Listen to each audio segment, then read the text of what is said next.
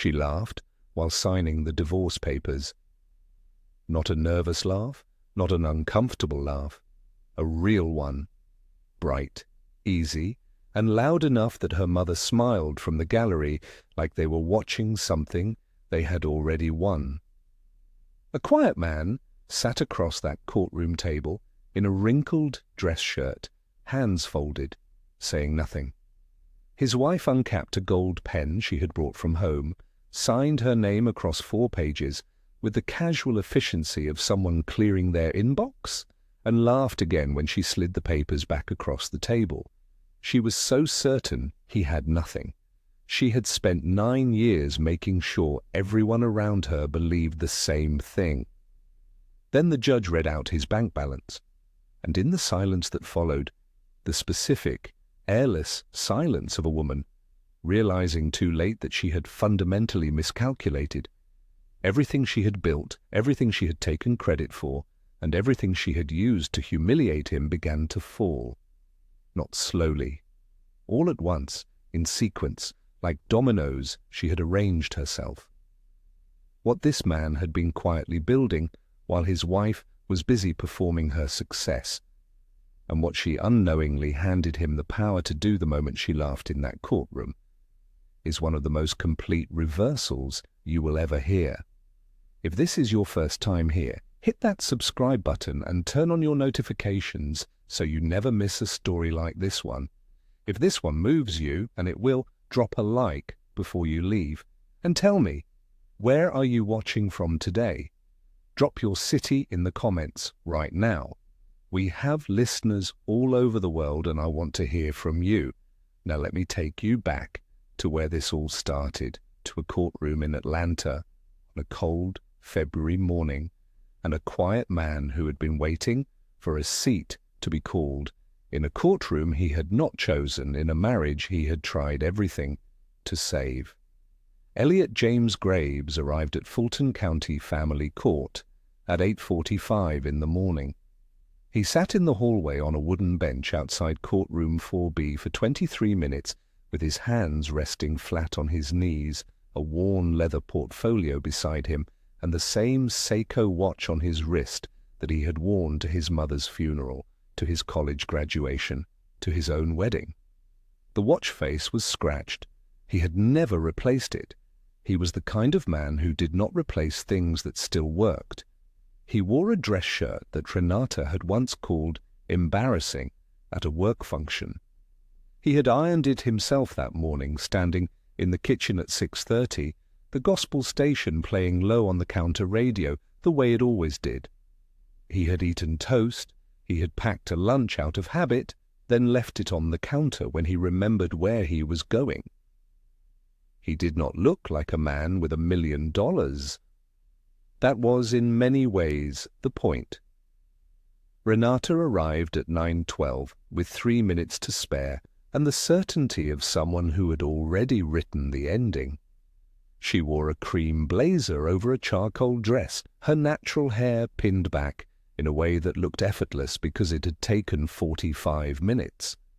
Her attorney, a man named Waverly Holt, walked half a step behind her with a leather briefcase and the satisfied bearing of someone who believed this proceeding was a formality. Renata set her handbag on the table with a quiet precision that announced itself. She did not look at Elliot when she sat down. She looked at her nails instead. Then she reached into the front pocket of her bag and produced a pen.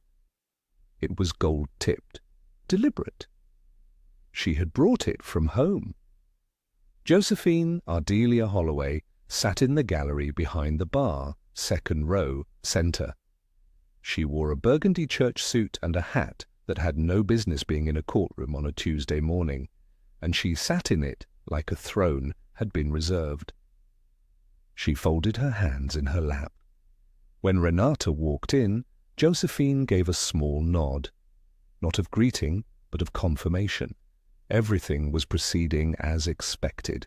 Waverly Holt spoke first. He laid out the narrative with the clean efficiency of a man who had rehearsed it. Renata Diane Graves, vice president at Caldwell and Price Financial Group, primary earner, primary financial contributor to the marital household.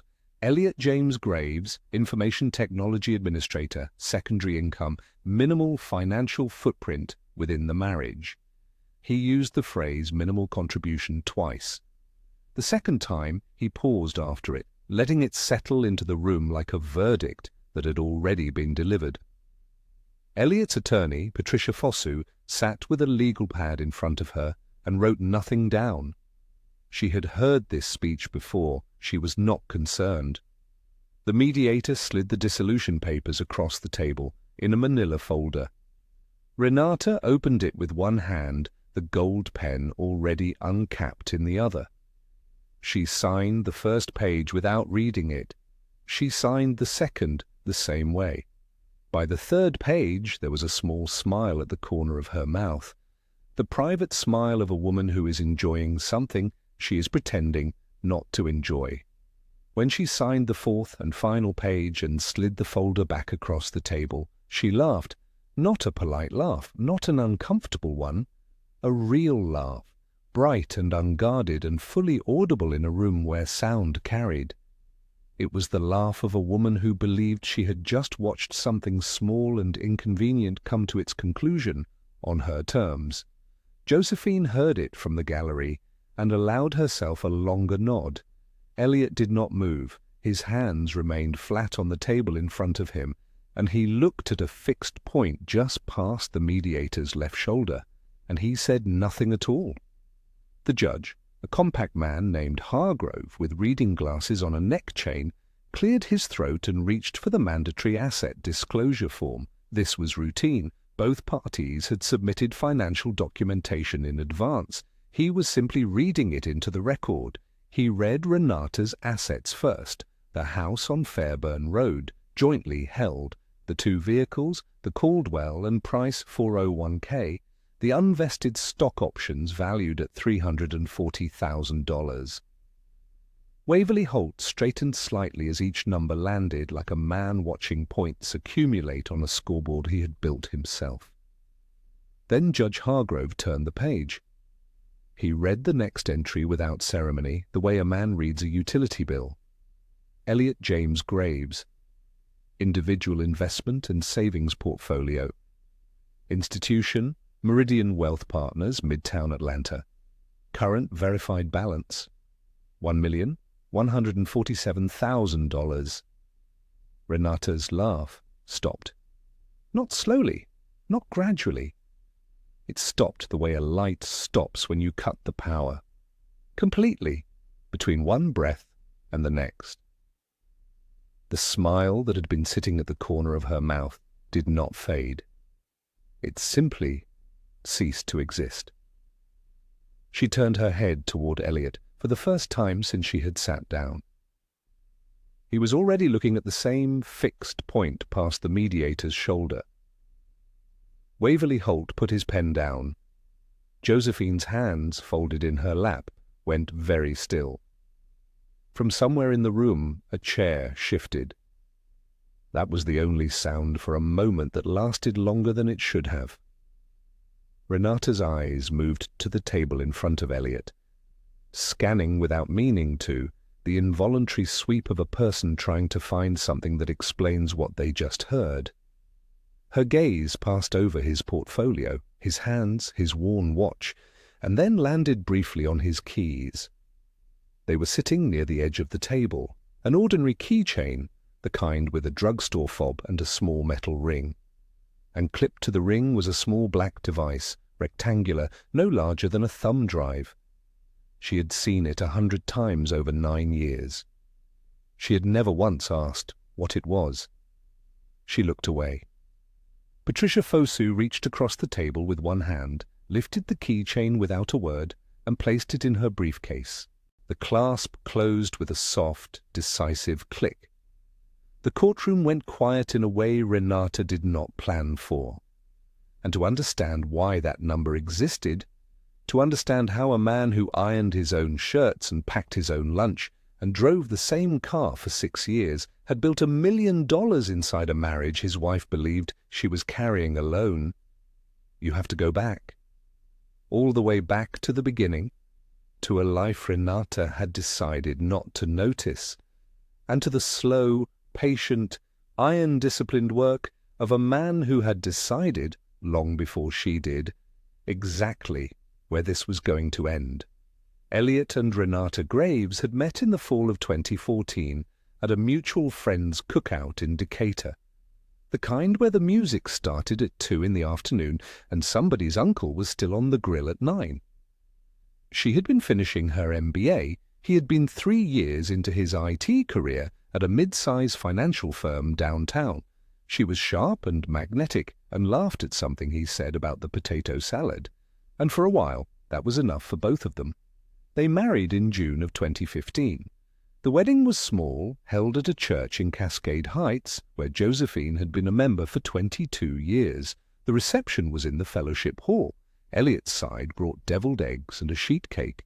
Josephine brought opinions she would spend the next 9 years distributing freely. The first years were not cruel. They were simply unequal in ways that moved too slowly to name. Renata was ambitious in the way that required constant forward motion. Every promotion was a platform for the next one. Every conference was a networking opportunity. Every dinner party was a performance review. She had given herself an A on before she walked in the door. Elliot understood this about her and did not resent it. He was steady where she was accelerating, rooted where she was reaching, and for a time he believed those things could coexist inside a marriage without one of them swallowing the other.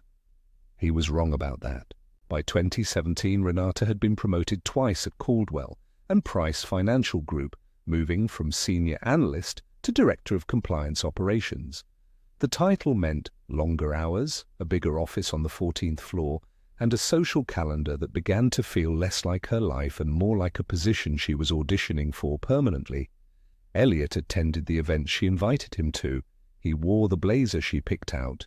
He shook hands and said the right things and stood beside her while she accepted congratulations, and he was introduced, when he was introduced at all, simply as her husband, not by name, not by profession, just as a category. My husband, the way you might reference furniture that had been there when you moved in. He did not complain about this. That was not how Elliot Graves operated. He drove home from those events in his 2016 Camry, changed out of the blazer and packed his lunch for the next morning. Tupperware container, ice pack, the same blue cooler he had used since his first job out of college. He was at his desk by 7:45 every workday, and he left when the work was done, and he never once asked Renata to acknowledge what he was. Josephine noticed his silence and interpreted it as confirmation. She called her daughter every Sunday evening, without exception, a ritual that had survived every season of Renata's adult life and showed no sign of stopping. The calls lasted between 45 minutes and an hour. Elliot could hear Josephine's voice from 2 rooms away, not the words, but the cadence. Instructional, insistent, the tone of a woman who believed her guidance was the reason her daughter had gotten anywhere at all. What he could not hear, he could infer. Because Renata was always slightly different after those calls. Quieter, in the way that meant something was being processed, more likely to survey the kitchen or the living room with the evaluating eye of someone who had just been reminded that she deserved more. Josephine referred to Elliot as that man when speaking to her church friends. Not in malice, she would have said, but in accuracy. He was, in her assessment, a pleasant enough person who had arrived at the wrong address and never been corrected. The finances of their marriage followed a pattern that had established itself so gradually it barely registered as a choice. Renata's salary grew. The mortgage on the Fairburn Road house was in her name. The cars were financed through her credit. Vacations went on her card. When she paid for something, she paid for it without discussion, and the absence of discussion was its own kind of statement. Elliot's salary, $64,000 a year, which Renata described to one colleague as sweet for what he does, was treated as a personal stipend. Nice to have, not necessary. What Renata did not track because she saw no reason to track it was where Elliot's money went. He spent approximately $800 a month on personal expenses, gas, toiletries. His barber on the second Saturday of every month, a man named Wendell, who had a shop on Campbellton Road and gave a cut that lasted 3 weeks if you took care of it. Elliot took care of it. Everything beyond $800 went somewhere Renata had no visibility into, had never asked about, had never considered asking about, because the idea that Elliot was building anything had not occurred to her as a possibility worth investigating. Damon Cheeks appeared in this period as a background figure, the kind of old friend who surfaces reliably on the important Saturdays. They had met freshman year at Morehouse, shared a hallway and an economics professor they both hated, and maintained the easy, undemanding friendship of two people who trusted each other without needing to explain why. Damon had gone into financial advising. He ran a client portfolio at Meridian Wealth Partners in Midtown. On the Saturdays, he and Elliot sat in Wendell's barbershop together. They talked about football and interest rates in roughly equal measure. Renata met Damon exactly 3 times in 9 years. She never asked what he did for a living. In 2019, Elliot purchased a second phone, prepaid. He registered it to himself and kept it in the center console of the Camry. He charged it there, stored it there, said nothing about it to anyone. If Renata had seen it, she might have assumed it was for work. She did not see it because she was not in the habit of looking at things that belonged to Elliot. By 2020, she had stopped introducing him at work events entirely, not out of hostility, out of indifference, which was its own kind of verdict. The invisibility she had constructed around him, brick by careful brick, was complete, and it was exactly what he needed. The pandemic changed the geometry of the Graves household in ways that Renata did not fully consider when she brought her work home in March of 2020, before there had been a natural distance. She left in the morning, returned in the evening, and the house had been Elliot's domain for 8 or 9 hours. Quiet, orderly, his. Now she was in it all day, every day, moving from room to room with her laptop and her earpiece, and the relentless momentum of someone whose career did not recognize the concept of a boundary. She took calls at the kitchen table while Elliot made coffee. She took calls in the bedroom with the door cracked while he read in the hallway. She took calls in the living room, on the back patio, at the dining room table with papers spread across the surface where they used to eat Sunday dinner together. She did not think about what he could hear. That was the thing about being invisible. People forgot to guard themselves around you. Gerald Fitch started calling more frequently around the fall of 2020. He was Renata's supervisor at Caldwell and Price, Senior Director of Portfolio Strategy, a man with a corner office on the 16th floor, and the easy authority of someone who had never been told no by anyone who mattered to him. His voice carried through a phone speaker the way big voices do, broader than the room it was meant for. Elliot heard it often enough that he could have picked it out of a crowd. Fitch had a habit of laughing before he said something he knew was problematic, a short exhale of amusement that preceded the actual content, like a warning label he chose to ignore. Elliot recognized the pattern because he worked in financial IT. He had spent 9 years inside the architecture of compliance systems, the audit trails, the access logs, the flagging protocols built to catch exactly the kind of behavior he was now hearing discussed in his own dining room. When Renata coached her junior analysts on handling regulatory grey areas, Elliot knew what the grey areas were. When she and Fitch discussed moving client funds between accounts using language that was deliberately adjacent to the thing it was describing, Elliot knew what they were describing. He was not a lawyer. but he understood the machinery well enough to know when someone was trying to run it backward. The first time he heard a specific account number mentioned in one of those calls, he was in the kitchen putting dishes away. He stopped. He stood very still. He waited until the call ended. Then he went to his car, opened the center console, and made sure the device was charged. He did not tell anyone what he was doing. There was no one to tell. The Sunday dinners at Josephine's house on Beecher Street had become increasingly difficult by 2021. Josephine had always treated those dinners as a performance. The good china out, the pot roast in the oven since morning, gospel radio bleeding from the kitchen into the dining room, where everyone sat in assigned roles she had never officially designated but fully enforced. Elliot's role was peripheral. He passed dishes and answered direct questions and otherwise existed in a minor key, while Josephine and Renata occupied the main melody. But in the spring of 2021, Josephine stopped being subtle. She waited until Renata had stepped into the kitchen to refill the sweet tea before she turned to Elliot with the composed expression of a woman who had rehearsed what she was about to say. She told him that Renata was exceptional. She told him that exceptional women required exceptional infrastructure. She used the word infrastructure the way some people use it to mean support system, but the way Josephine meant it, it meant money. She said that she hoped Elliot understood what she was telling him, and she said it in the tone of a woman who was entirely certain he understood, and entirely certain it would change nothing, because men like Elliot, in her assessment, did not have the capacity to change anything.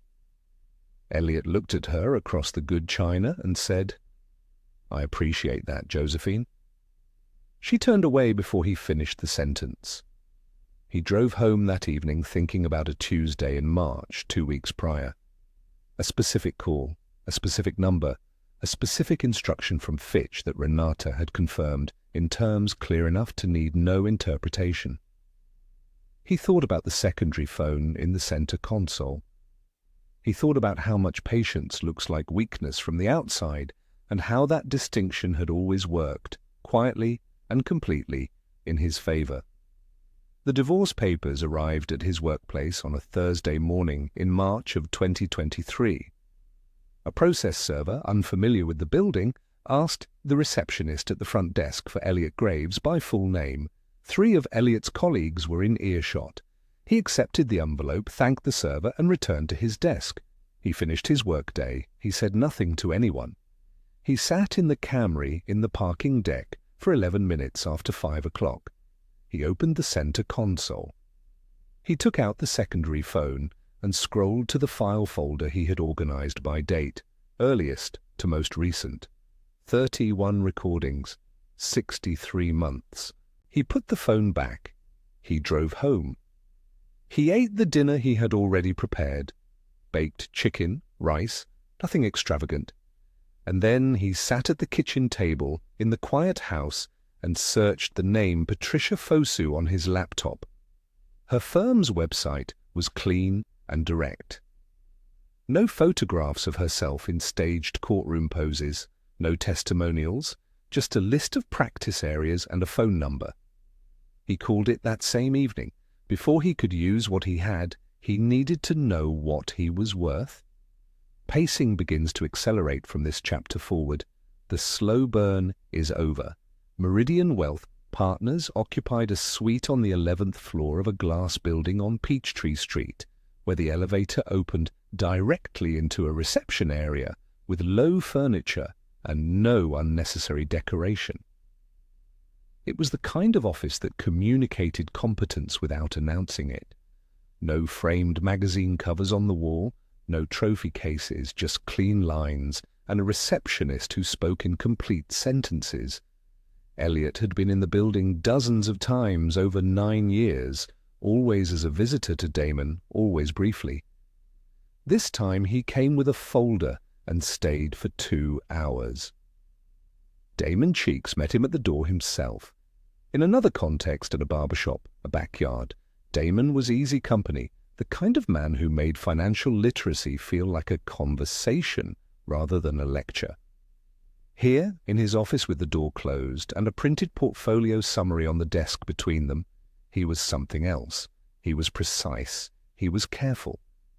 And he looked at Elliot the way a doctor looks at a patient who has just described symptoms that confirm a diagnosis the doctor suspected for a long time.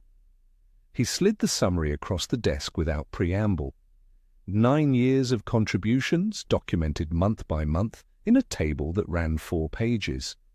Account opened in Elliot's name alone in March of 2014, before the wedding, before Renata, before any of it.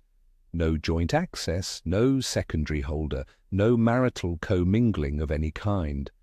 The account had been funded exclusively from Elliot's personal checking, automatically on the 3rd of every month, in amounts that ranged from $900 in the lean early years to $1,400 as his salary had modestly grown. Damon had managed it conservatively, index funds, dividend reinvestment, one strategic rebalancing in 2020 when the market gave them an opening. The result was sitting at the top of page 1 in a font that did not require emphasis. $1,147,000, verified, certified, individually held. Elliot looked at the number for a long moment. He had known it approximately. He had never seen it printed and certified on letterhead before. There was a difference between knowing a thing and watching it become a document. Damon explained the legal framework in the same tone he used to explain everything. Clearly, without condescension. Under Georgia law, property held individually and funded exclusively from individual income, with no marital funds commingled and no joint access granted, remained separate property in a divorce proceeding. The account predated the marriage by 14 months. There was no legal argument Renata's attorney could construct that would reach it. It was, in every sense that mattered in a courtroom, entirely Elliot's. He had lived on $800 a month in personal spending for 9 years. Gas, toiletries, Wendell's barbershop, the occasional lunch that wasn't packed from home. While Renata paid the mortgage and the cars and the vacations, while she described his salary as sweet for what he does at dinner parties, Elliot had been routing every available dollar into this account and leaving it there. He had not done it out of cunning. He had done it because his grandmother had told him when he was 19 years old that a man who spends everything he earns is always one emergency from nothing. He had simply never stopped believing her. Damon asked, toward the end of the portfolio review, whether there was anything else Elliot wanted to discuss. The question was professional, open-ended, the kind of question a thorough advisor asks when he senses he has not been told the full picture.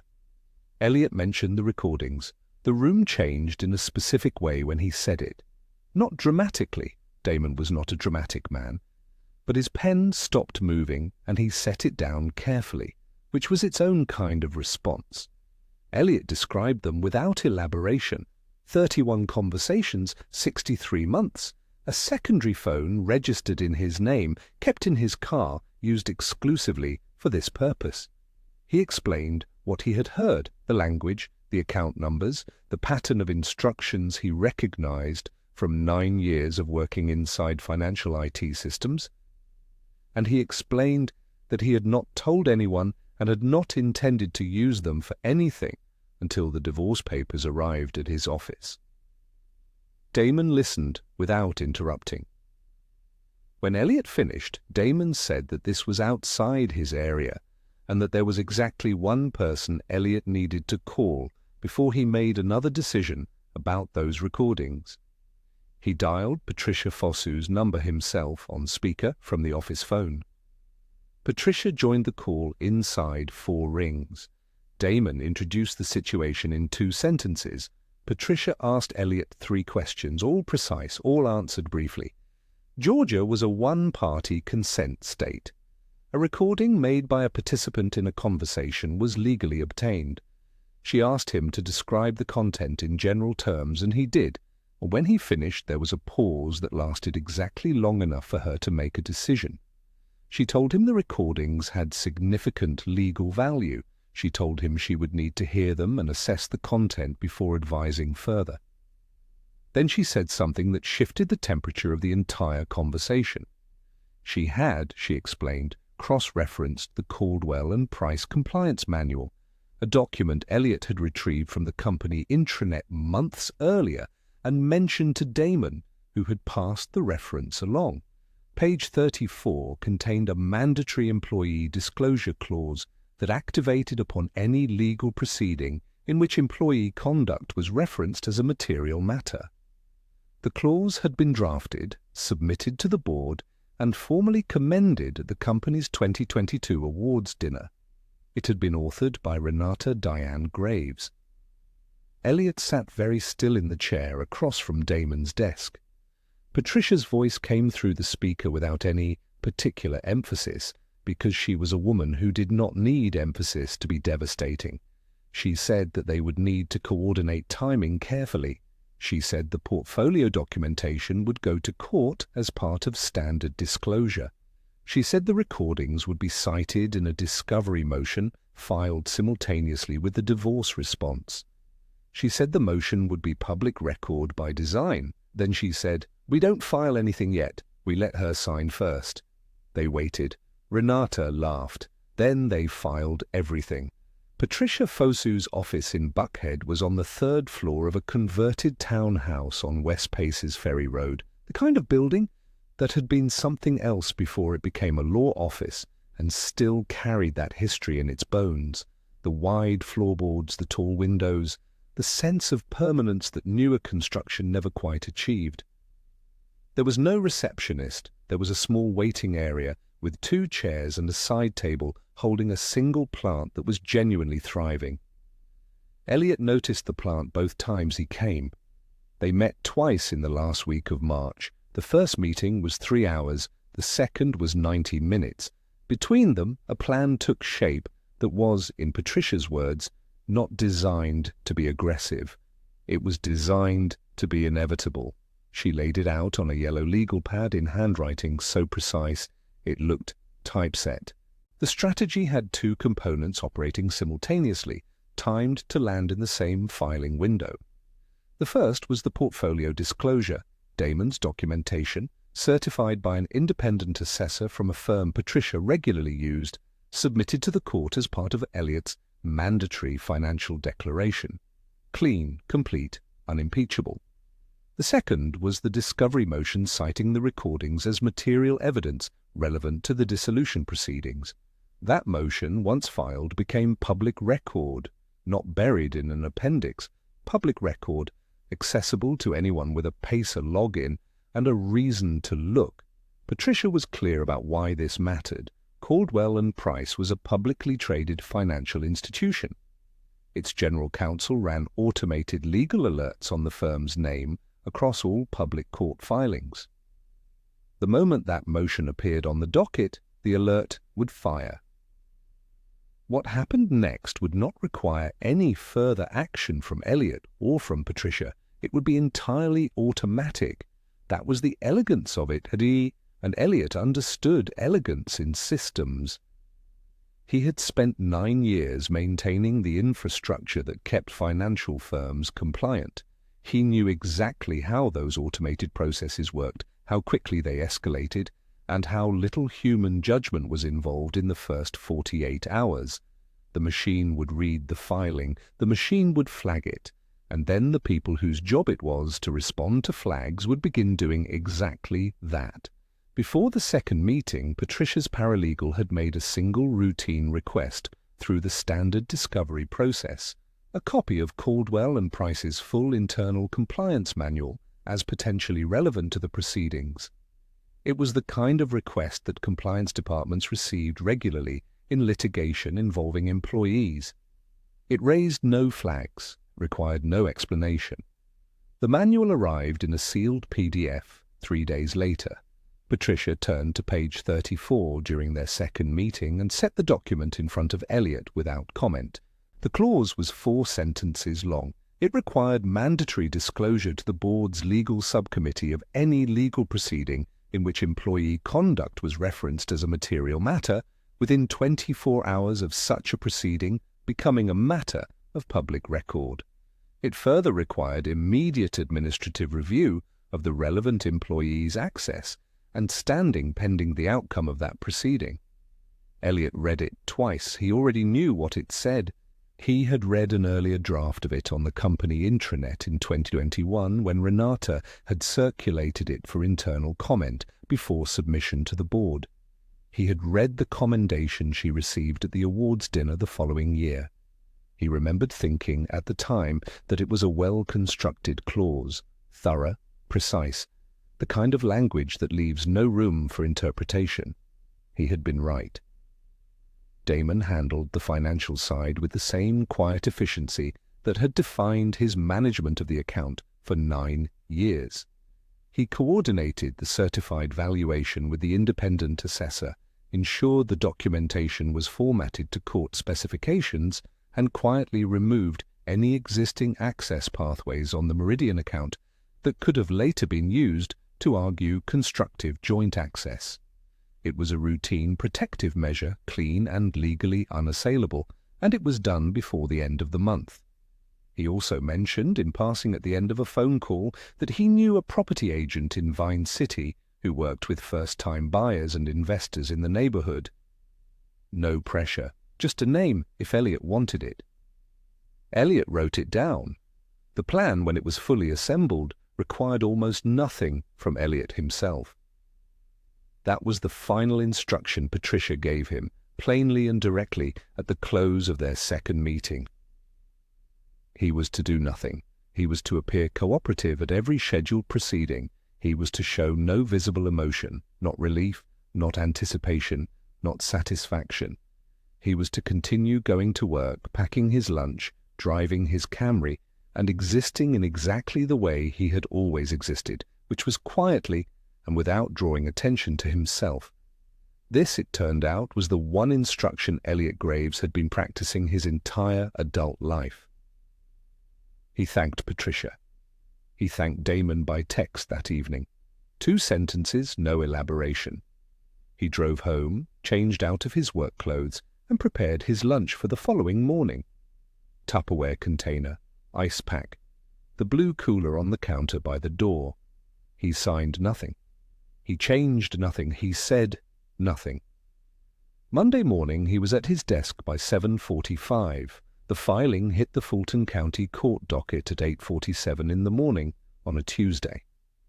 And then the world that Renata Graves had constructed, carefully, expensively, and with absolute certainty in its permanence, began to come apart at exactly the seam she had sown herself. The filing hit the docket at 8:47 in the morning. By 9:15 it was already over for Renata Graves. She just didn't know it yet.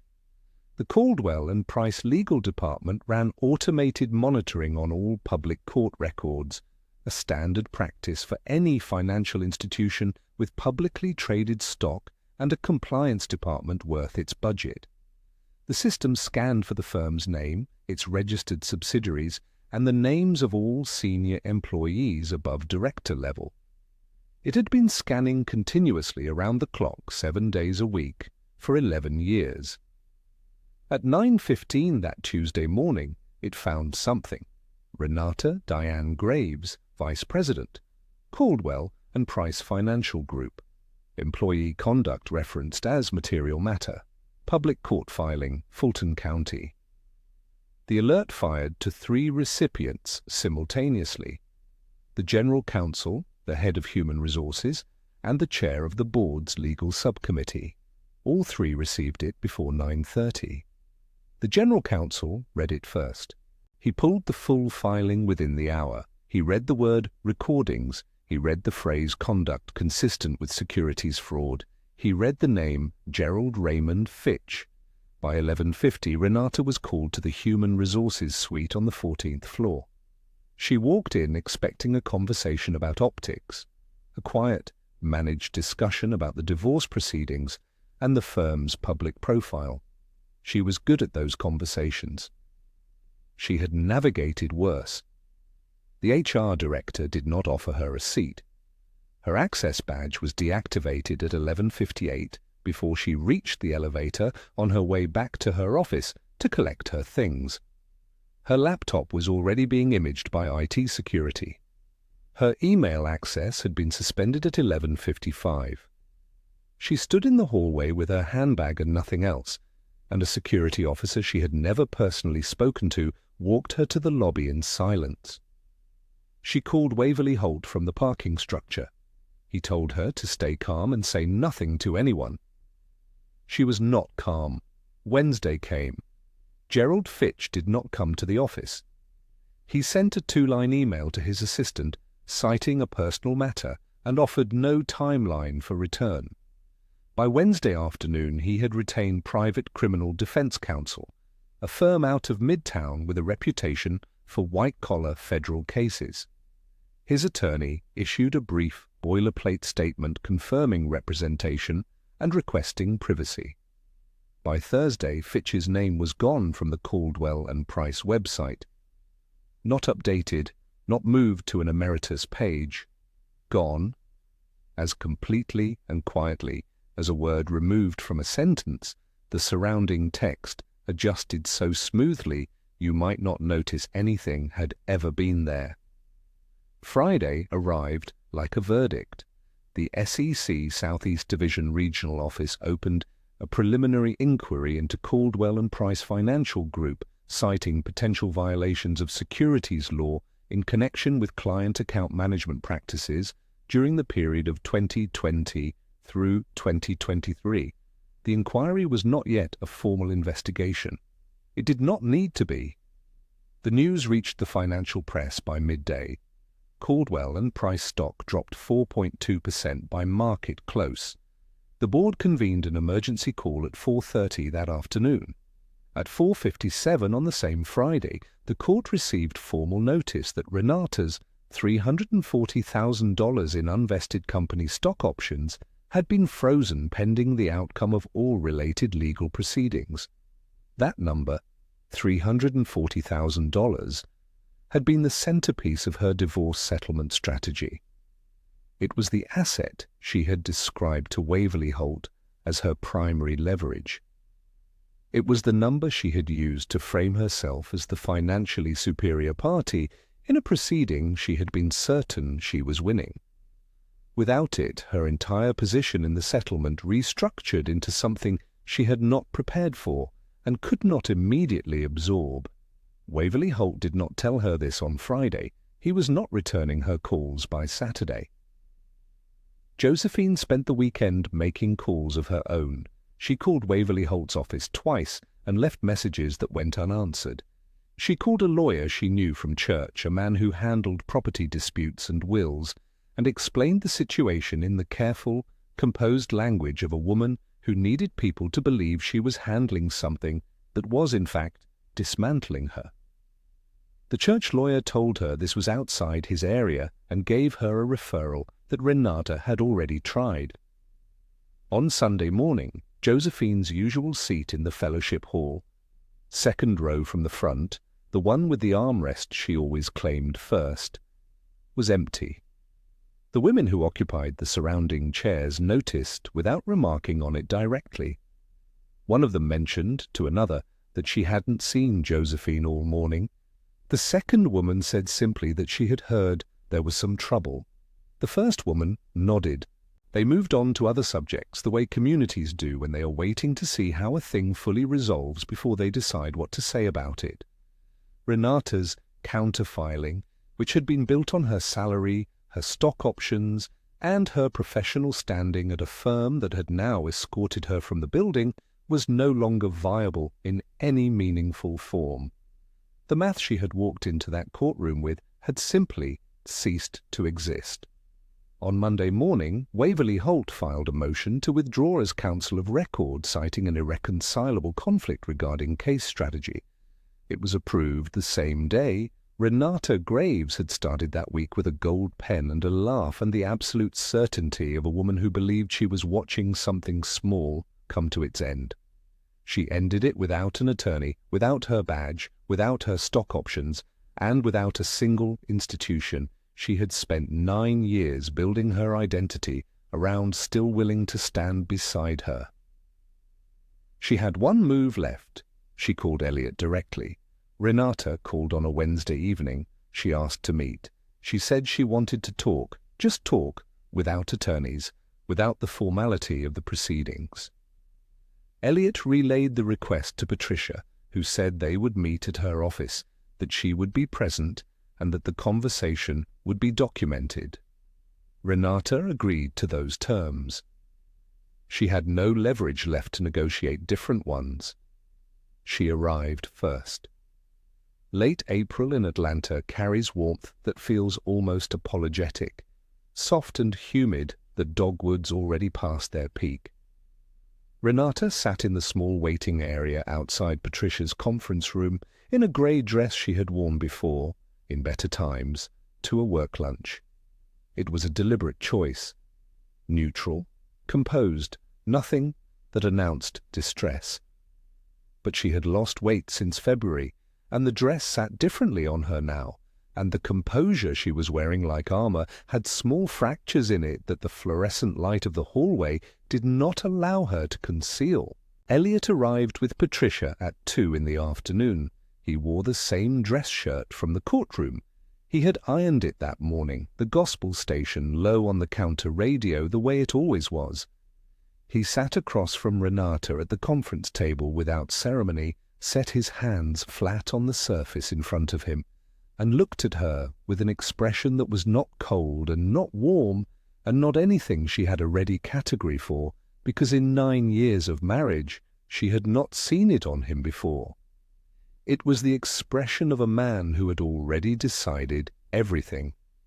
Renata opened with the offer she had spent 3 days constructing. She was prepared to relinquish any claim on the Meridian portfolio. She was prepared to accept a settlement that reflected her current financial position. She was asking, in return, for the recordings to be withdrawn from the proceedings, not destroyed, not suppressed, simply withdrawn as material evidence in the divorce case.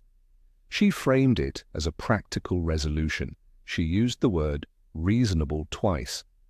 Patricia said without any particular inflection that the recordings were already part of the public record, and that their status in other proceedings was beyond the scope of this conversation or any agreement Renata could offer.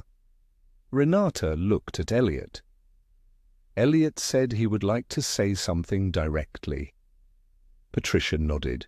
Renata, after a moment, nodded as well. He did not raise his voice. He did not lean forward. He did not perform anything.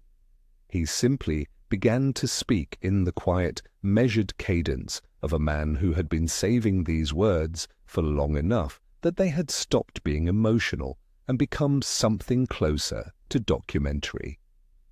He told her about the promotion dinner in 2017, the one at the steakhouse on Peachtree, where she introduced him to her colleagues as my husband and then turned away before he could extend a hand. He told her about the company happy hour in 2021, where 3 of his own co-workers were present, and she described his salary as sweet for what he does, and laughed at the table's response. He told her about Josephine's Sunday dinner in the spring of that same year, the good china out, the pot roast in the oven, and the way her mother had looked at him across the table and explained, in the careful language of a woman who believes she is doing someone a courtesy, that exceptional women require exceptional infrastructure.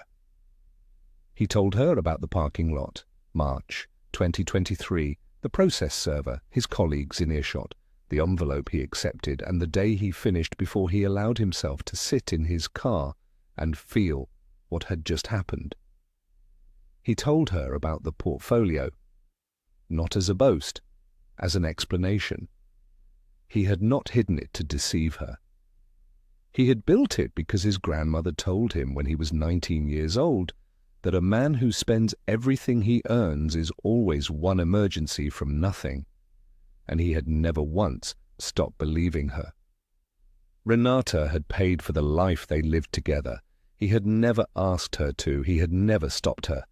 And while she paid for it, he had quietly, methodically, month by month, built something she had not thought him capable of imagining. Then he told her about the recordings. He told her that he had not made them out of malice. He had made them because he worked in financial IT, because he understood compliance architecture, because he recognized what he was hearing in his own home and he could not unknow it once he knew it. He had not reported it. He had not told anyone. He had held it the way he had held everything, quietly, carefully, in a container no one knew existed, because he still believed in her. He had believed in her for a long time after he should have stopped. He told her when he stopped. Tuesday, March 15th, 2021. A call she took in the dining room, with the door open, her voice carrying the way it always did when she was certain no one was listening. A specific account number, a specific instruction to Fitch about timing the transfer to fall outside the quarterly audit window. A specific laugh at the end of the call, bright and easy, the laugh of a woman who believed she was untouchable. He had the timestamp. The timestamp was 4:47 in the afternoon. He had listened to it one more time that morning, sitting in his car outside Patricia's building before he came upstairs. Renata did not scream. She did not make threats or accusations or reach for any of the defenses she had walked in with. What happened to her was quieter than that, and, in its own way, far more complete. The composure she had maintained since she sat down in that waiting area simply ran out, like a battery that had been sustaining something beyond its capacity finally reaching zero. She put one hand flat on the table. She looked at the surface of it, and she was crying in the way that people cry when the thing they are mourning is not a person, but a version of themselves they are being forced to recognize was never entirely real. Elliot watched her for a moment. Then he stood, adjusted the Seiko on his wrist, the same watch, the scratched face, the one that still worked, and he looked at her one last time across the table. He said, "You laughed, Renata, in front of a judge, in front of God. You laughed because you were so sure I had nothing. You spent 9 years telling rooms full of people that I contributed nothing. What you didn't know was that I was the only person in our house who knew exactly what you were doing. I kept quiet because I believed in you. I stopped believing on a Tuesday in March 2021. I have the timestamp." He picked up his leather portfolio from the chair beside him. He walked to the door and opened it and did not look back. Elliot Graves was in the elevator and out of the building before Renata Graves stopped crying.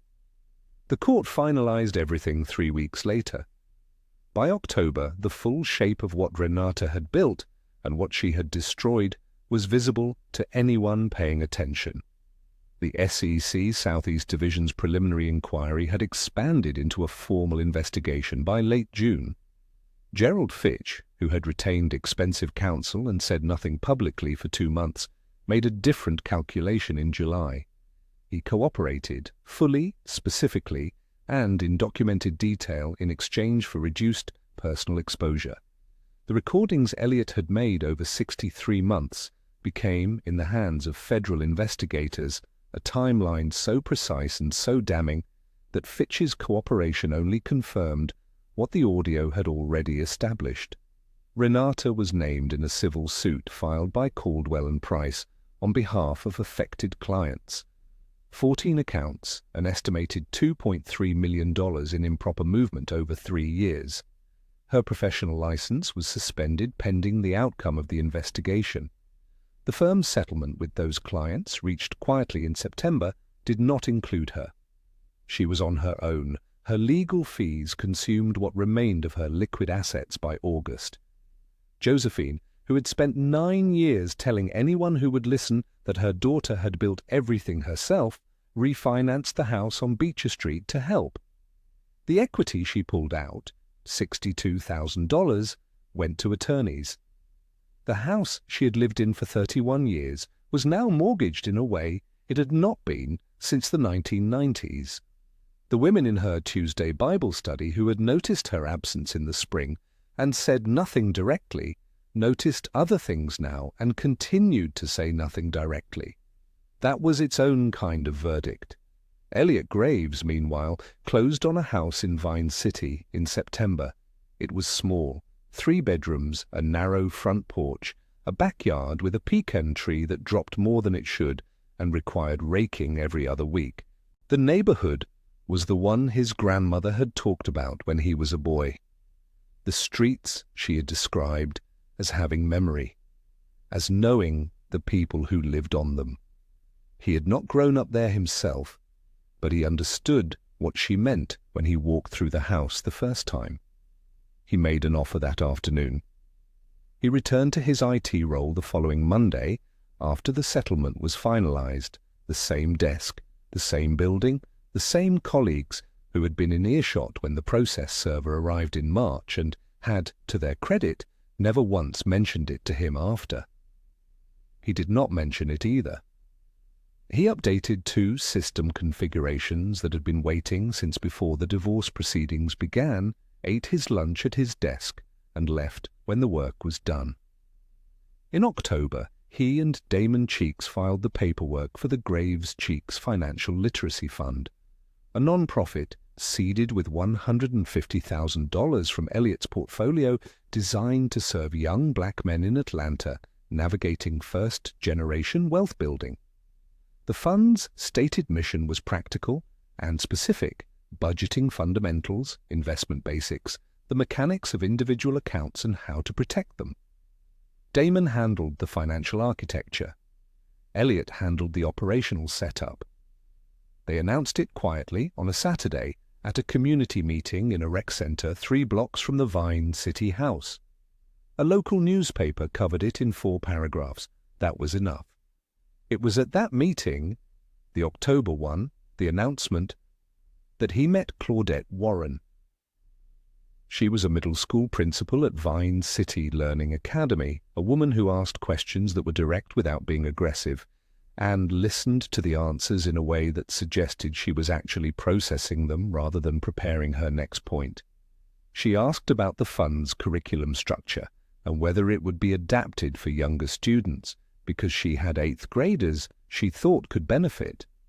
He told her he hadn't considered that yet, but that it was a good idea. She stayed afterward to continue the conversation. They talked for 40 minutes near the folding table where the coffee had gone cold. She laughed once at something he said. A real laugh, unguarded and easy.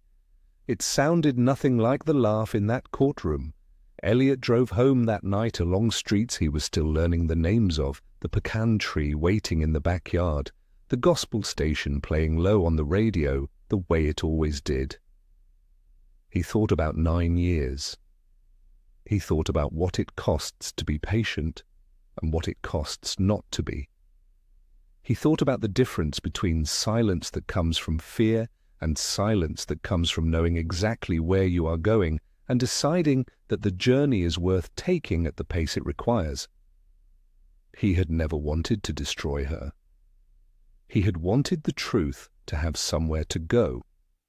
And when it finally did, when it found its proper address and delivered itself with the precision of a document filed at 8:47 in the morning on a Tuesday, it had not felt like victory in the way he had imagined it might. It felt like stillness. It felt like the particular quiet of a man who has finished carrying something heavy and set it down in the right place and is now standing with his hands empty and his back straight and the rest of his life in front of him.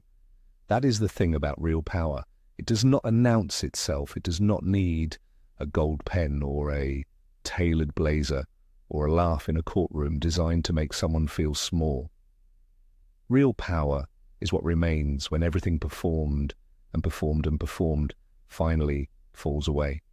It is the $1 million no one knew you were building. It is the 31 recordings and no one knew you were keeping. It is the quiet man who packs his lunch every morning and goes to work and waits with the patience of someone who has always known exactly what he was worth, for the truth to find its footing. Elliot Graves packed his lunch the next morning, Tupperware container, ice pack, the blue cooler on the counter by the door, and this time it was enough. Now I want to ask you something before you go. If you had been in Elliot's position, 9 years of being unseen, 9 years of building in silence, watching someone laugh in a courtroom because they were so sure you had nothing, what would you have done? Would you have walked away earlier? Would you have stayed quiet as long as he did? Drop your answer in the comments. I read every single one. If this story moved you, and I believe it did, hit that like button right now. It takes 1 second, and it helps this channel reach people who need to hear stories like this one. And if you are new here, subscribe and turn on your notifications. We tell stories every week about people who were counted out, written off, and looked past. And what happened when the world finally had to reckon with what it missed. I will see you in the next one.